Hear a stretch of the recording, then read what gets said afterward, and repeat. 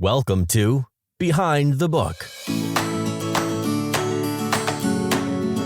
It's time now for Behind the Book, hosted by Tess Thompson and Karen McQuestion, two authors with a passion for books, no filters, and limitless curiosity. Join them now to find out the real story behind your favorite books and authors. And now, Behind the Book. Welcome to another episode of Behind the Book. I'm here with my amazing co-host, Karen. What's shaking? You might not know this, but we got a new comment on, I think it was on the Apple site from Cindy in Alabama. Shout out to Cindy, who said yay, she loves Cindy. the podcast. And I loved reading that because podcasts are different than books. You don't get the feedback or the reviews as frequently, although I do appreciate it when the people that have contacted us to tell us they really enjoy it. Yeah, no, that always makes us feel good. We're, just especially because we're kind of newish to this still, that, we think, is anybody out there? So it's great when we hear from people that, yes, they are out there and they want another episode. And I also want to mention on our Facebook page, there's pinned to the top is something that says, tell us how we're doing. So if there are certain episodes you liked or people you think might make great guests, feel free to mention them. Let us know if you like our little chatty part at the beginning or if that is annoying and you want us to cut it short. Or if they have questions that they would like us to answer, because we're going to be doing some more where it's just you and I kind of discussing certain topics. So if there is anything, especially for the aspiring authors that are out there, if there's something that you guys would really be interested in hearing about, we would love to do that. Suggest a topic. We're open.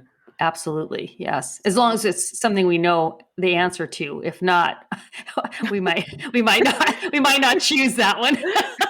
Theoretical physics, not so much. Right. Or French. So my editor is Australian, but she lives in Paris. And for the book that's coming out in May, I have these two little boys, and they're the characters that, well, it's a complicated thing, but anyway, these little boys are from France. And so I wanted to have some lines in there where they're actually speaking. And then, my character kind of understands some of it. And, there's all this. Anyway, so I said, can you, make sure I have this French right? And she wrote back, that there were some things they had to fix, but that her best friend, who is French, that they went through and made sure. So I was like, yeah, that's one of those ones I'd love to be able to speak French or even just read it. It's such a beautiful language. I know whenever I hear somebody speaks multiple languages, I mean, two is impressive, your native tongue and then another one. But somebody who's fluent in 5 languages, how is that even possible? I do not know. That is a gift I will never have. No. But we do have a gift for our listeners this week, because this is an amazing interview with an illustrator and author of children's books, Chris Van Dusen. This was one of my favorite interviews of all time. He was really great. He was fascinating. And did you realize this is our 50th podcast? I did not. Yes. Nice. So it's a special one and a nice round number as well. Yeah, well, we've been really blessed to meet a lot of amazing people doing this, so it's been pretty fun. All right, well, we will let everybody listen to Chris, and we'll see you guys next week. Enjoy the show. Today, we are thrilled to have Chris Van Dusen on the show. He is an illustrator with illustrations that have been published in magazines and books and printed on T-shirts and greeting cards. He's best known for having written and illustrated highly acclaimed picture books, one of which, The Circus Ship, was inducted into the Picture Book Hall of Fame by the American Booksellers Association. So cool. He lives in Maine with his wife and, naturally, a dog. Welcome. We're so excited to talk to you. Thank you so much. Thanks for having me. So tell us a little bit about your background. Have you always wanted to be an artist and writer, or did you discover that later in life? Well, I knew I was probably always going to do something with art because I was the type of kid that liked to draw all the time. In fact, I have 4 brothers, and I think for my mom to to not go crazy on like rainy days when we were all stuck inside the house, she would encourage us to draw. So we'd sit around the dining room table and we'd all draw pictures. One of my other brothers is also a professional artist, but I kept drawing all through school. And so I always knew I would probably do something with art. That was sort of the one thing I could do with some success. But I didn't know I was going to write stories. I didn't know I was going to be an author as well. That didn't come till much, much later. Originally, I thought I might like to do a comic strip. I mean, I was really into comic strips when I was a kid, and Peanuts and BC and all those great comic strips, and Calvin and Hobbes, and that was a little bit later, obviously. But yeah, I really was. When I was in, like a young teenager, I would sit at home and create these characters and come up with this little cast and draw these comic strips all night long, and then present them to my parents, hoping they'd like guffaw. I'd hear them guffawing in the kitchen. It didn't really work out quite that way because it was because the jokes are pretty lame. But I went to art school, and I actually studied fine arts. I studied painting. But the school I went to, UMass Dartmouth, which is part of the University of Massachusetts system, they had a really strong arts program. But it was kind of funny. It was sort of divided into fine arts, which were kind of the hippy dippy, free love kind of group, and then there was the commercial artists, which were the graphic artists, which were more like business oriented. But when I was studying painting, I majored in painting, but I also took illustration courses over on the graphic art side. So I sort of, snuck over. And I'm really glad I did, because when I got out of college, I thought I'd instantly become a painter, and be in galleries. And that is not exactly how it worked out. So I sort of fell back on illustration. So I was I've been, illustrating and drawing and illustrating for a long time. It wasn't until I was in my mid 30s that I noticed a lot of my peers who were also doing editorial illustration, like they started writing books, they started writing children's books. And I thought, wow, that'd be really fun. So an idea popped into my head one day, and that became my first book. Now, you mentioned that you loved comics growing up. Did you have a favorite picture book or favorites? Yeah, actually, Dr. Seuss was my favorites and a big inspiration. But there was another author illustrator that I really enjoyed too, and it was a big inspiration, and that was Robert McCloskey, who didn't write all that many books, but I think he won the Caldecott twice. But he's known for Make Way for Ducklings and Blueberries for Sal, One Morning in Maine, and Bert Dow, Deepwater Man, which was like one of my favorites. If I had to pick like one of my favorite books from childhood, well, I also liked Where the Wild Things Are by Maurice Sendak. But anyway, I would probably pick One Morning in May. That was just one of my very favorite books. I love that. I can see the pictures in my mind of the Blueberries for Sal. Like that one just sticks with you. Yeah.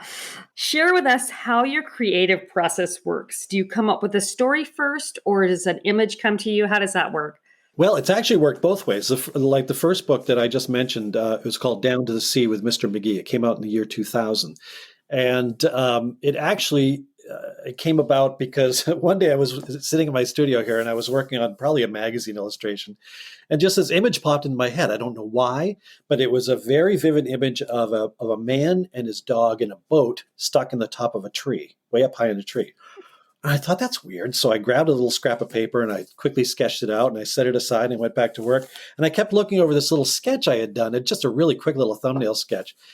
And I started thinking about, well, why did that pop in my head? What's the story here? How did that guy and his dog get stuck in the tree? And so I sort of created my first book around an image that popped in my head. That's the only time that's happened. But usually I have to come up with an idea for a story first. And one of my more popular books, called The Circus Ship, that was loosely based on a true story. And so I actually read about that incident and then created a children's book around that incident. So do you think of how you're going to illustrate it as you're creating the text? It sort of goes hand in hand. So when I'm working on a book, a lot of times what I'll do is I have these sheets of paper with rectangles printed on them, and each rectangle represent a spread from the book. And so I'll do sort of like a story map first, just to figure out if it's going to all fit on the number of pages that a children's book is. And usually children's books are multiples of 8. So they print them on these big sheets of paper with 8 pages per sheet. They're called signatures for some reason. But so most children's picture books, they used to be around 32 pages. 4 signatures equals 32 pages. But a lot of people have bumped it up to 40 or 48. So it's usually a multiple of 8. So I have to make sure, is it going to fit on 32? Does it have to go up to a 40 or even a 48? And so I pace the story out first.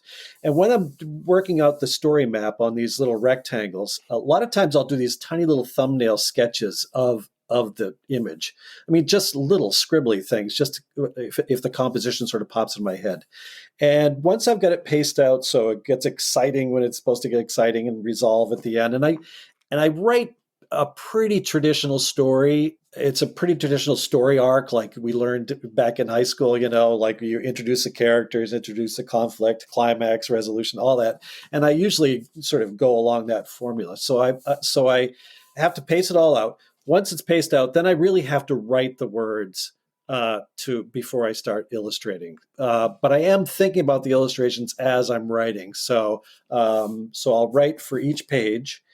And my writing process is pretty strange too, because like I said, I mostly write in rhyme, and I can't just sit down here at my desk and write a rhyming story from start to finish, because sometimes I'll think of a rhyme that would work really well at the end of the book. And so I have to write it down before I forget it. And so usually at the end of the process, I have all these little scraps of paper on my desk with all different parts of the book.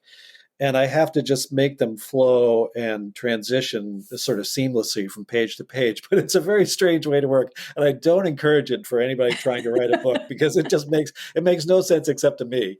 Well, I've noticed in reading picture books that sometimes the illustration will spread across 2 pages and sometimes it's a single page. How is that determined? Usually since I started out as an illustrator, I usually have a pretty strong visual sense of how I want the book to look.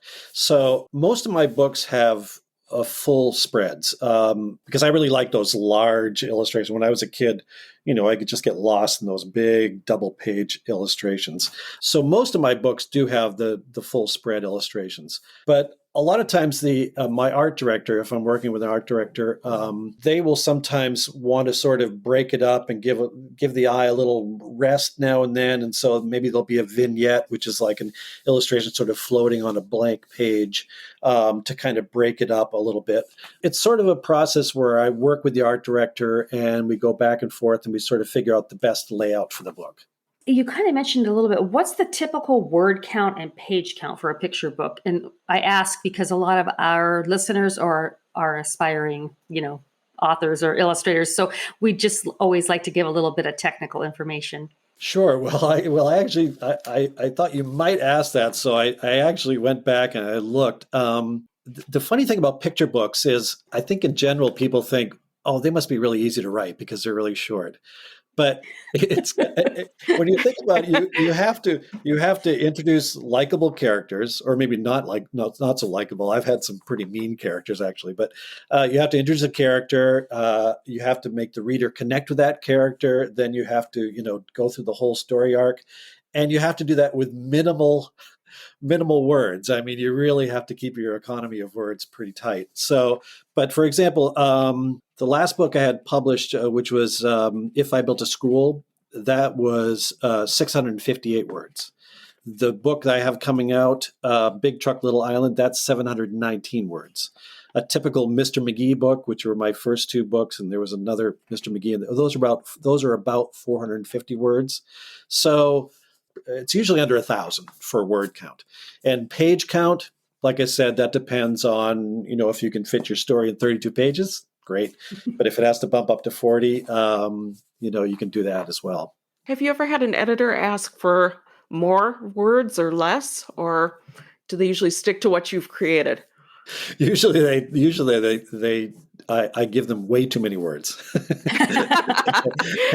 And I don't know if they enjoy that or if it's more work for them, but a lot of my lines, especially when I first started out, I would write these long stories and they go, they'd come back with the blue lines across the words, but they really made them much better stories because they really pared it down to the essence of the story.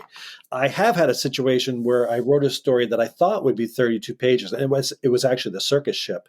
And when I met with my art director and my editor, We went through page by page, and they thought it was a little cramped. It was a little tight, and it could be sort of spread out. So that bumped up to 40 pages. So that's a situation where the opposite occurred. They kind of wanted to, give it a little bit more breathing room. Now, kids love your combination of rhyming text and illustration. And I know from reading to my own kids when they were little, oh, do they love the rhymes? I mean, my husband and I have some embedded in our brains from so many years ago. The text has to do double duty, telling the story while told in the memorable rhyme. How hard is it to achieve that combination? It's funny because it's actually easier for me to write in rhyme than it is in prose. Verse is, and I think it comes down to the structure. If you're working on a stanza, 4 lines, and maybe it's A, B, C, B, or something like that, the rhyming scheme is like that. And you have a structure to work with. I've only written one book that does not rhyme, and that's a book called Hattie and Hudson. And that book just took me forever. I was pulling my hair out because all of a sudden you're given all the words and all the freedom, and it's like, oh, I don't know where to go with this. But it's funny because I'm kind of an odd duck in that situation, because I have a friend who is an author, and she wrote a book in rhyme, and she really struggled with it. And I talked to her after it came out, and she said, I don't know how you do it. I am never going to write another rhyming book as long as I live. But now, I mean, I just really like writing in rhyme. Now, that the funny thing about rhyme is 2 things. First of all, if it's done right, you almost don't even realize it. Notice, yeah. Yeah. And Dr. Seuss was like the master. And so I really work hard to get the rhyme just right. But if it doesn't, if you get caught on a line, the meter's not there, it's almost musical in a way. It should have sort of a rhythm to it. And if it's not there, it's not just rhyming the last word in each line or having the right syllable count. It's much more complex than that. And so if I read a book and it's rhyming and I get caught up, oh man, it's just like one of my biggest pet peeves. I can't stand it. So I really try to make sure that my lines just rhyme really easily. I have to ask, like along those lines, when you're writing, are you really in touch with like the kid you used to be? Like, is that how you approach it? Because I think people who write adult fiction, like Karen and I do, I think we always approach it like the reader. Like, what would what would the reader be interested in, that sort of thing. So I've always been curious about that. Yeah, I sort of tap into my inner 6-year-old, and it's funny. I have a very good memory about what I enjoyed when I was 6 years old. Mm. It really hasn't changed that much from the kids today. I mean, someone said once, you can't go wrong writing a dinosaur book. Because kids are always going to love dinosaurs. But I remember what I got for Christmas when I was 6 years old, but I can't remember what I had for dinner 2 nights ago. It's just kind of, but I can remember. And so I tap into my inner 6-year-old, and I always think about, is this a book I would have liked when I was 6 years old? Would I have liked to have gone on this adventure in this book when I was 6 years old? And there are 2 things I try to accomplish when I write a book. First of all, I try to I try to write a book that I think I would have liked when I was 6 years old. But I think a book is successful if it's read and reread. If I get an email from somebody that says, I had to read your book 5 times to my kid before he went to bed, I'm thinking, yes, I nailed it. So I feel sorry for the parent because they had to read it 5 times. But also another thing I try to do in my books that I think makes it successful is I try to show them something they haven't seen, or take them someplace they haven't been. Kind of take them on an adventure, let them join you on this great story and go off and see things they've never seen. So you've collaborated with Kate DiCamillo on the Mercy Watson series, which was my girls love those, and other books. How does that process work? Well, let me back up and tell you how I came about working with Kate, because that's kind of a funny story. So my first 2 books were with Chronicle Books, and they were both featuring the character Mr. McGee. When those 2 books came out, unbeknownst to me, the art director at Candlewick Press, who published them all, Kate DiCamillo's books and the Mercy Watson books, really liked my illustrations for some reason. And she was looking for a project to work on with me. And I didn't know any of this at the time. She told me this much, much later. And she said, I would bring your books, Mr. McGee books, into like editorial meetings. So she said, I'd bring the Mr. McGee books, and she said, we get a new manuscript, and she'd say, how about Chris Van Dusen? And they'd say, nah, not quite right, so they'd pass. And she said it went on and on and on. And she said, I don't know. She said, I think she wore them out, actually, because finally these manuscripts came in from Kate DiCamillo about a pig named Mercy Watson. And my art director, Ann Stott, once again said, hey, how about Chris Van Dusen for this? And I think they just kind of like threw up their hands and said, okay, whatever, let's give it a shot. And so the way it worked for me is I just got a call out of the blue one day, and it was Ann. And now I had never worked with this publisher. I didn't know Ann. I didn't know a lot of Kate DiCamillo books because I was sort of more in the picture book realm, and she was sort of in the middle grade novel. And she said, we just got these series of manuscripts in about a pig named Mercy Watson, written by Kate DiCamillo. Would you be interested in illustrating them? And I said, oh, yes, absolutely. Can you send me the story? And she said, sure. So she sent me the story, and I just fell in love with it because they're silly, sort of madcap, and it's all this, action. And I could just picture the characters and the illustrations in my head almost immediately because her writing is so fantastic. During the process of working on a book with Kate, we really don't have a lot of interaction. And that's generally the case in most author-illustrator relationships. It's very rare that the illustrator and the author work sort of side by side to work on a book. It does happen, but mostly the publisher likes to keep the two apart. I don't know why, but what I do is when the story is sent to me, I do the sketches to go with the story, and then I send all the sketches back to the publisher, who in turn sends them off to Kate. She gets final approval of the sketches, and then she okays it, and then I go to final art after that. So it's really a pretty streamlined process and pretty easy for me. So when you're working on a book, one of your own books, do you share your work with other people, or do you keep it pretty close to the vest until you're finished? How does that work for you? I do sometimes show it to friends who are also authors and illustrators, and they've made some really good suggestions. I have two close friends, Matt and Maya Myers. They're a husband and wife team, and she's just published her first book a couple of years ago, and he's an author illustrator. And we're almost like Matt and I are almost like separated at birth because we're just so compatible. We're all about the same age, and we've done about the same number of books. And so when I was working on Big Truck Little Island, I was having problems with something, and I showed it to Matt and Maya, and they said they had a really great suggestion to make it a little bit more kid friendly. The story a little bit more kid friendly, and it was just the little tidbit I needed to just make the story much more appealing to kids. So I sometimes show it to peers, and I sometimes show it to my wife, but she's the hardest critic.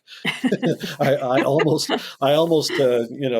cringe when I say, would you read the story? Because I know she's going to be really tough, but she's almost always right. That's the problem. She's almost so I'll say, what do you think of the story? She goes, nah, I don't think it's your best. And I'll go, oh, wow, that's harsh. But then I realize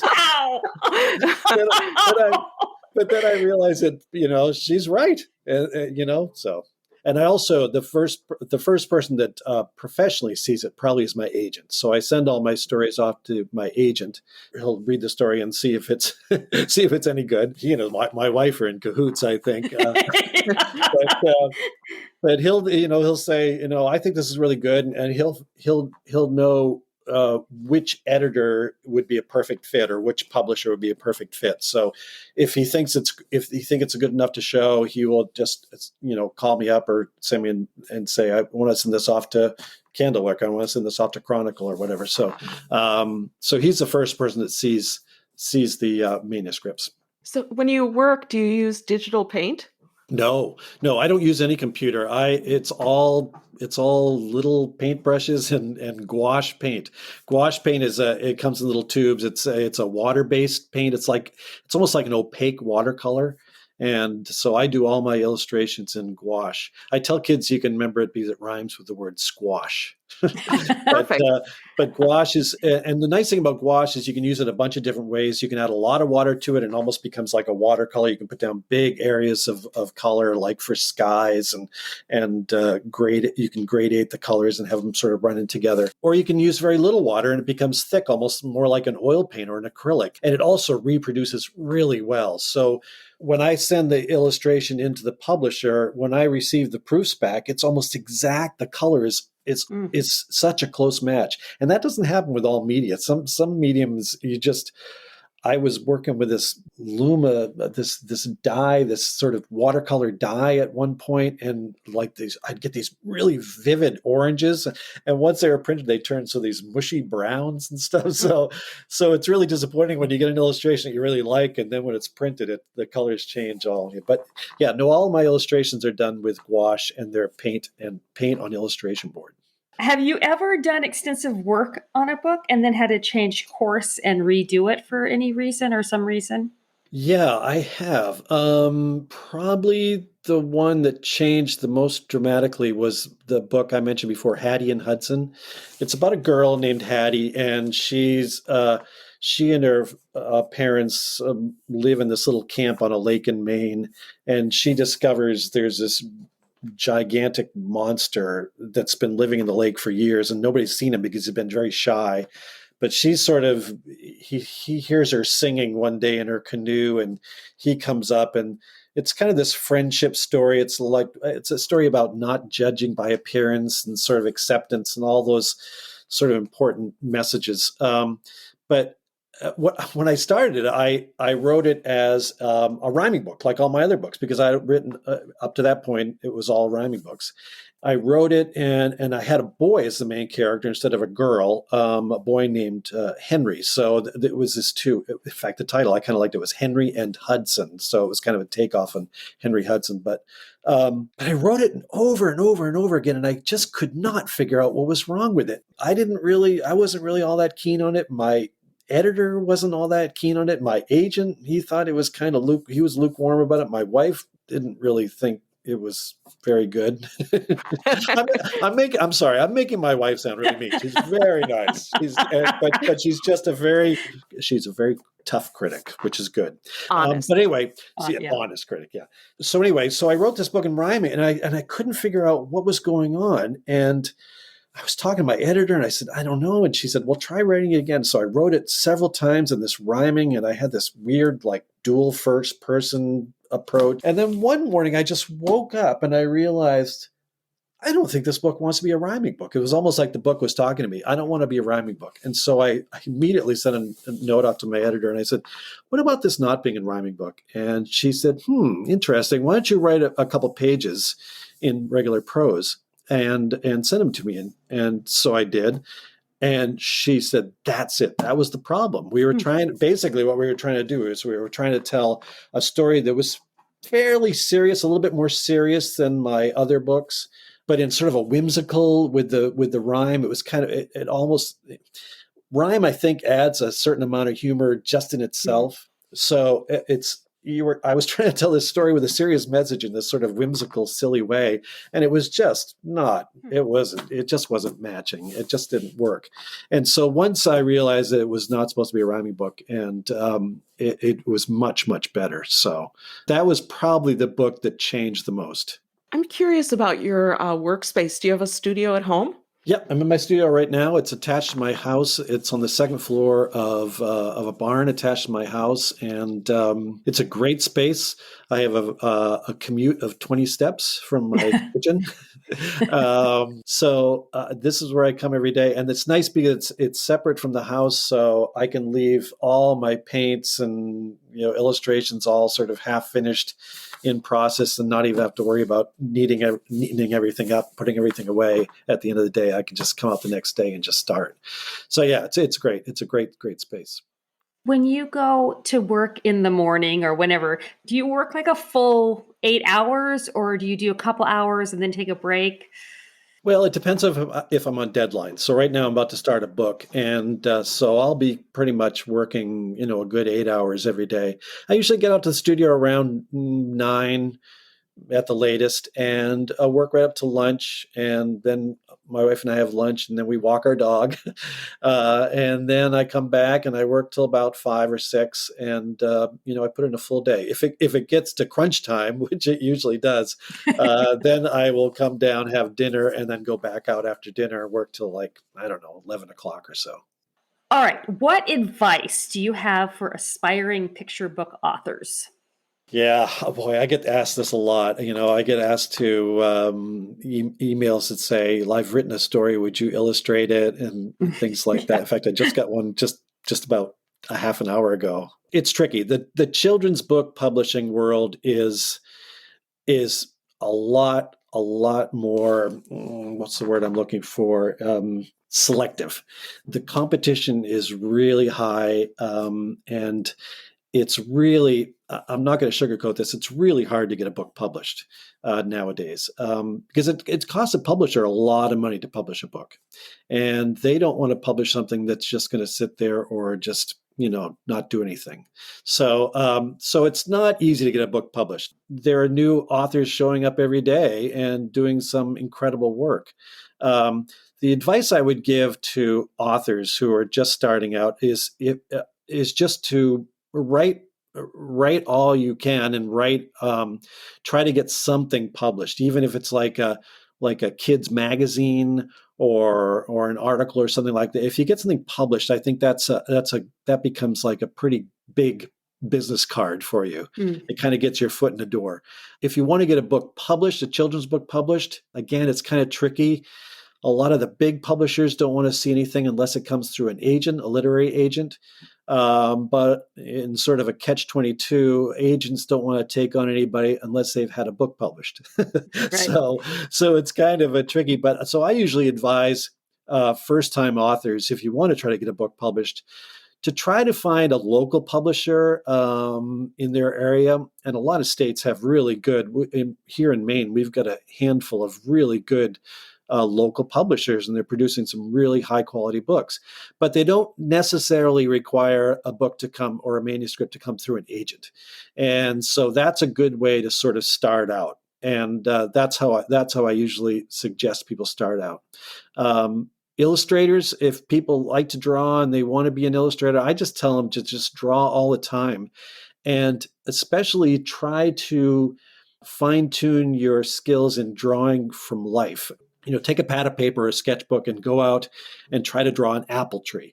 It sounds really silly, but apple trees have all those bends and twists, and it really sort of trains your eye to do direct observation, and it's really helpful. Or RISD, Rhode Island School of Design, years ago, I don't know if they still do this, but one of their portfolio requirements that you had to draw a sneaker. So you had to draw your sneaker. And it sounds kind of silly, but if you try to draw a sneaker, it's really hard.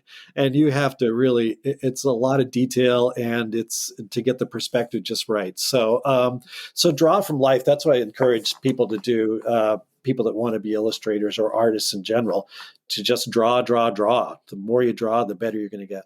What do you hope kids will get out of your books? I think I just want to make them happy. I think I just want them just to have a good time. There's so much stress in this world, and I almost hate to watch the news every night because it's just so depressing. And if I could bring a little joy into a kid's life just by taking him on a silly camping adventure with Mr. McGee, or introducing him to a giant friendly lake monster that lives in a lake in Maine, or show him about a kid named Jack and what he would do if he designed his own school. I mean, it's just let him have fun, let him have a good time. That's what I'd like to do. When you do school or library visits, what kind of presentation do you do? I had to kind of stop those during the pandemic because, a lot of schools closed down. A lot of kids were homeschooled. And during that time, I did what a lot of my fellow author and illustrators were doing. We were doing readings online. and I did these little silly drawing lessons with the kids. But I still have people coming up to me and say, "Hey, during the pandemic, we all sat around the table and drew pictures with you, and we had a great time." So that was kind of neat. But when I go to schools schools or libraries in person, and they're starting to pick up now, which is kind of nice because it's nice to be back in front of the kids and see them get excited about the books. What I usually do is I usually show them some of my illustrations. I usually read a story. I used to do this thing where we'd do mixed up animals. So I'd have them, I'd say, I need 3 people to name an animal. And then I'd draw one creature combining the 3 animals together. And it's just, and the pictures didn't turn out, they were pretty lame, but the kids loved it. They just loved it. And then, I'd say, okay, we just did 3. Do you think we can do 5? And, you hear them, yeah. And so we named 5 animals. And it's really funny because sometimes the kids are pretty easy. They'll just say like tiger and elephant and things like that. But I was at one school and this kid, he must have been the little wise Alec kid in the class because he raised his hand and I said, name an animal. He goes, blobfish. And I said, blobfish? And he goes, yeah, blobfish. And it was like, what does a blobfish look like? So, but it's really fun. And I usually, for older kids, I talk them through the process of creating a book. And I've got a lot of my sketches that I show and, how I made a mistake and I came up with this character and that wasn't right. And I changed to this character. So the older kids that can sit through more of a, well, for lack of a better term, a technical talk, I can get into, more of the publishing process. But I try to keep it light by showing lots of illustrations and sketches and just kind of keep it as visual as possible. So when you're having a discussion with the kids, what kinds of questions do they ask you? Do you have any funny ones? Oh, yeah. So lately, like I said, I've been doing some virtual school visits because a lot of schools still aren't quite set up yet to have in-person visits. So I did this virtual visit recently, and I can't remember where the school was because they've been all over the country. But this kid came up to the camera, and it was Zoom, and he came up to the camera and he said, what's your favorite book that you've done? Now, I get asked that question like almost every time I meet with kids. And that's fine. And the next kid stood up and he came up to the microphone and he said, what's your least favorite book that you've done? It's like, I haven't been asked that. So I had to kind of like, okay. And of course, they always want to know how old I am, and they want to know if I make a lot of money and stuff like that. Usually, the teachers go, "That's not appropriate." But, that's just things adults want to know too. Yeah. Can you actually make a living doing this? So, yeah, it's pretty funny. And sometimes they'll just come up with these incredible. Oh gosh, well, there's one question I can't remember what it was, but it was so advanced and so sophisticated. I was like, how old are you? And it was like a 6-year-old girl or something. It's like, holy cow. I mean, I would have never thought of that, but you never know what they're going to say. But that late then, so what's your least favorite book that you've done? That would just crack me up. Oh. What is your favorite thing about being an author / illustrator? Aside from the fact that I get to work at home and I sort of kind of name my own hours. So if I want to take a 3-day weekend or go camping for a couple of days midweek or something like that, I can do that if the schedule allows. But I've been sort of given the privilege to take kids on an adventure with these stories, and that's something I don't take lightly. I mean, that's a real privilege to be able to write these stories and especially when kids, send me emails and stuff and said, I really love this book or I really love this book. Or sometimes I get packages from schools with the kids writing notes to me. And that's a pretty good part of this job.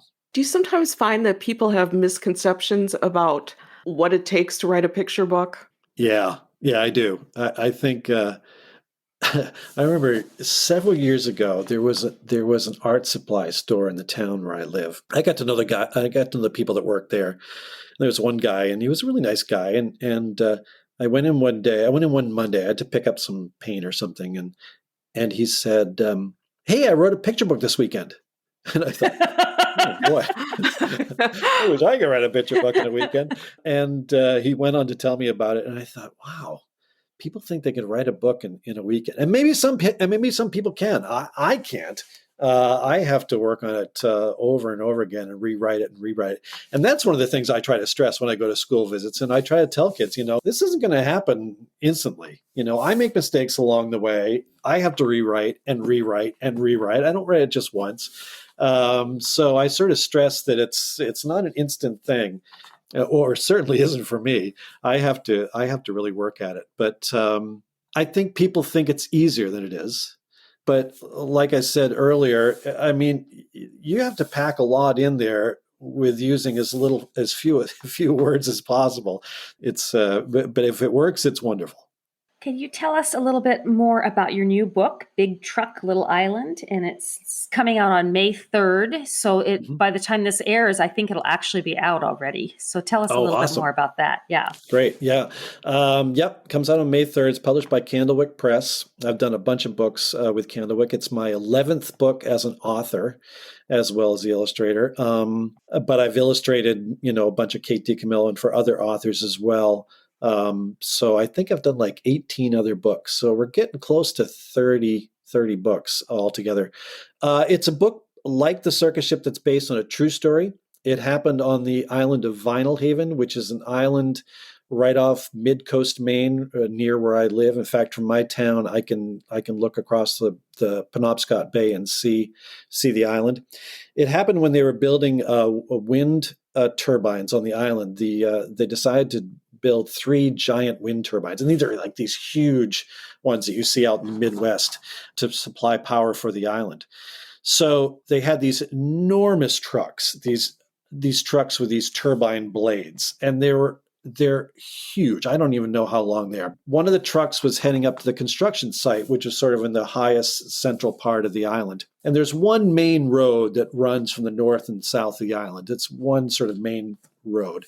And this truck went up and it slipped off the road. It went off the road and it blocked the traffic. And then cars started backing up on either side of this truck. And so the way the Islanders handled this situation, and this is what I thought was so brilliant and sort of triggered the story, was they simply took what they needed out of their cars, walked around the truck, and swapped with their friends on the other side, and they all drove off in the direction they were going, borrowing their friends' cars.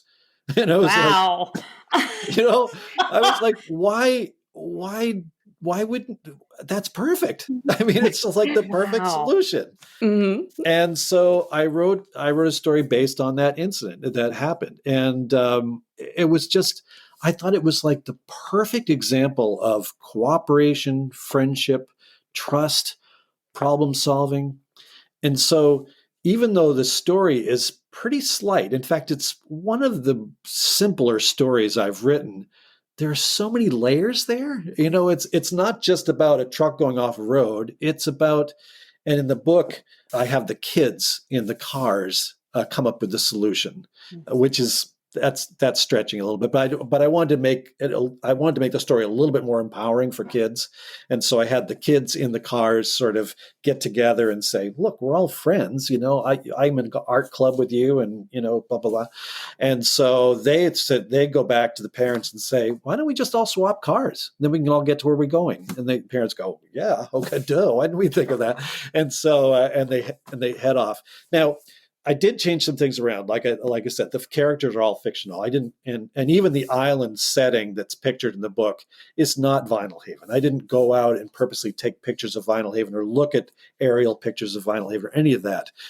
But it's based on that island, but it's all made up. And the truck is different. We decided not to show wind turbines, although the first version of the story did have the truck transporting wind turbine. They were actually the blades of the turbines, which are really big. But wind power can sometimes be a little controversial. I mean, some people love it. Some people, are still a little resistant to it. And that even happened on the island when they built these turbines. There was complaints about the vibration and the noise and the birds getting struck by it and things like that. So they're we kind of wanted to avoid that controversy. So in my book, you don't know what's the truck is carrying. It's got a big load. It's under a tarp. You don't know what's coming. And it's not revealed until the very last spread in the book And it's just sort of this wonderful sort of scene. I'm not going to give it away because, well, by now people probably have seen it, but it's just this wonderful sort of happy ending, and it's the community coming together. But it's really a book about, cooperation, friendship, trust, all those things that are so important, especially when you live on an island. It had to be on an island because in the mainland, if a truck went off the road, you just take the other route around it, but on an island, they only had that one road. Yeah. Perfect. I love that. Oh my gosh. So good. Do you mind telling us what you're working on right now? The book I'm just about to start is the last book in the Tales from Deckawoo Drive. This is the spin-off series by Kate DiCamillo. So we did the first Mercy Watson series, which were considered early reader chapter books, and those happened from 2005 to 2009. There were 6 books, and then there was a little gap, and then Kate started writing this sort of spin-off series for slightly older kids. So there's a little bit less illustrations, a little bit more text heavy. And what she did was she took a character from the first series and gave that sort of minor character their own story. So, for example, in the third Mercy Watson book, Mercy Watson Fights Crime, there's a little thief named Leroy Ninker. And Leroy Ninker really wants to be a cowboy, but he's a thief in the meantime, and he steals the toaster and wakes up Mercy. It's very funny, and ends up riding Mercy around the neighborhood in the middle of the night like a horse. But so for the first book in the series, it's called Leroy Ninker Saddles Up, and it's a story about Leroy Ninker. Since he wants to be a cowboy, his coworker says, well, you really need a horse to be a legitimate cowboy.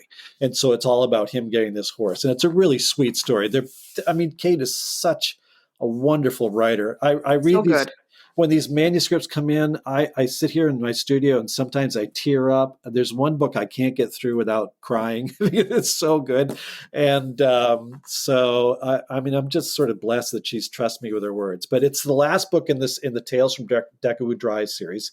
She's brought all the characters from the previous 6 books in that series into this book. It's twice as long. And instead of all the illustrations being in black and white, there is some color in there. So it's going to be a big, big book to illustrate. And it'll probably take me most of the year to finish it up. And I was just setting up my board here to start the first illustration. All right. Where can people find you and your books? My books are pretty much distributed nationwide. They're all over because I've worked with some pretty big publishers. Candlewick is the biggest publishers of just children's books. I've worked with Penguin Group, Dutton Dial, Chronicle Books, HarperCollins. So they're pretty much distributed nationwide. And to read more or just sort of learn more about me, my website is just chrisvandusen.com. That's out there. And I'm also on Instagram at Chris Van Dusen Books, because there's another Chris Van Dusen. I don't know if you guys know this, but there's another Chris Van Dusen out there. I did know that. You did? Know that? A very famous one. Yes. He's the producer of Bridgerton. That's right. He's the creator. Oh my gosh! I just saw his name last night. It didn't click. We just finished Bridgerton. Yeah. Yeah. So I should clarify that I am not that Chris Van Dusen, although it's spelled exactly the same. And my wife and I have watched both seasons. And every time it comes on, it says Chris Van Dusen. And I go, look, to my wife. And she just rolls her eyes like, oh gosh, I hear this every time. It's funny, when the first season came out, I had no idea what this show was about or that it even existed. And I just got this really weird email through my website because I have a contact for my website. And it was talking about, it was this woman, she was an actress. She wanted to be on the show. She thought it was great. And I was like, what is this all about? And she mentioned Bridgerton. I was like, what's going on? And so I kind of Googled it, did some research, and I realized, oh my gosh, it's the exact same name, Chris Van Dusen. So I sometimes get some pretty weird emails. But yeah, my contact, chrisvandusen.com is website, and Chris Van Dusen Books is the Instagram, because Chris Van Dusen took Chris Van Dusen. Well, that's like there's a famous actress named Tessa Thompson. I'm Oh, Tess, really? but she's Tessa, yeah, and she's young and beautiful. And sometimes people are trying to tag her on like Facebook or wherever, and it tags me like, oh, that is not the right Tess. I'm sorry to disappoint you. I feel exactly the same way. Yeah. Well, I think it's time for our fun extra questions. We always wrap up the podcast with some non-writing, and in your case, non-illustrating questions, just for fun. And the first one, Chris, is what is one food that will never get past your lips?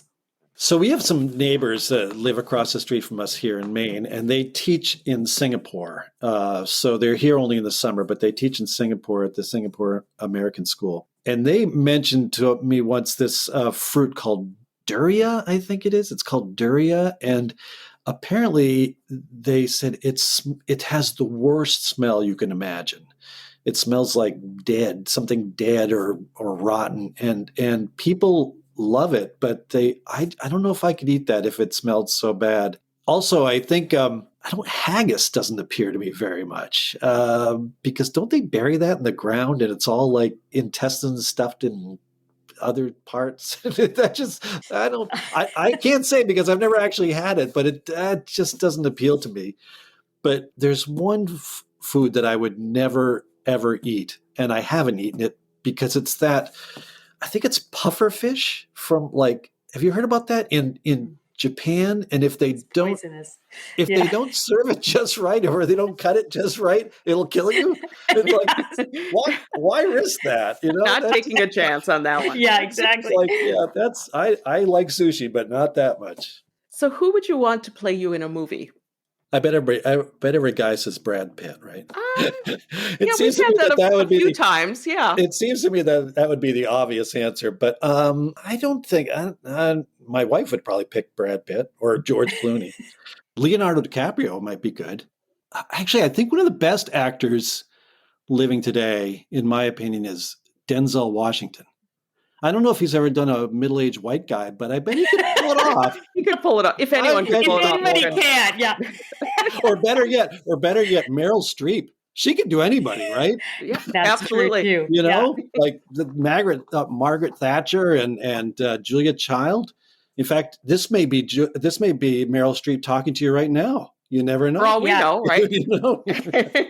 No, I think I'd pick Leonardo DiCaprio. What superpower would you pick given the opportunity? Oh, I'd like to fly. I'd love to fly. Yeah. What is the worst job you've ever had? Ooh. Right out of college, or actually, I think I was still in college, I was a busboy. That's a brutal job.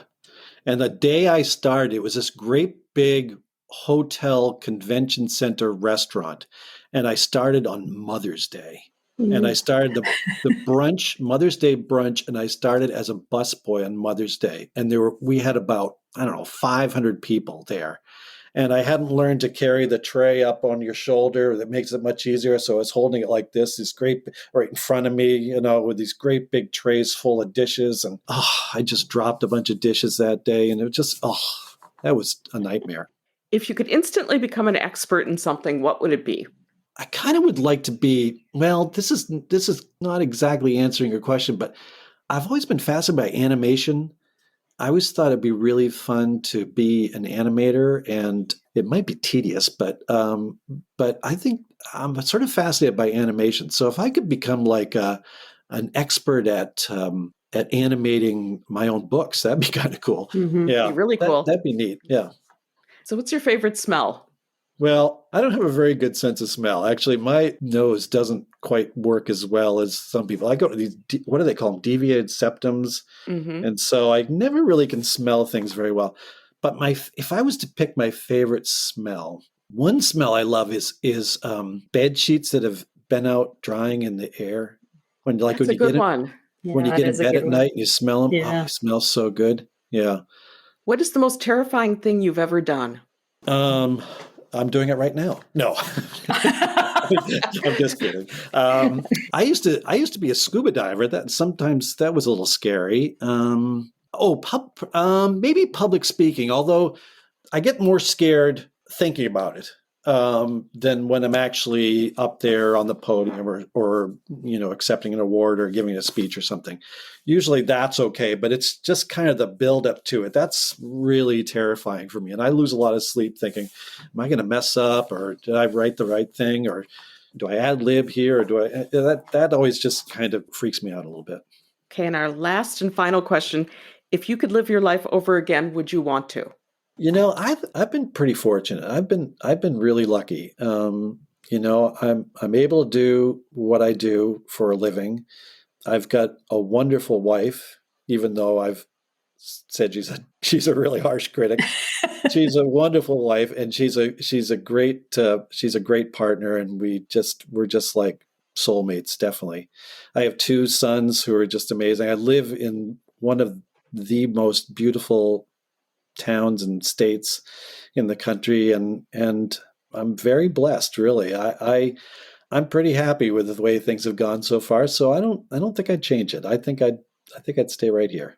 Well, this has been amazing. I could talk to you for the rest of the day, but we know you have things to do.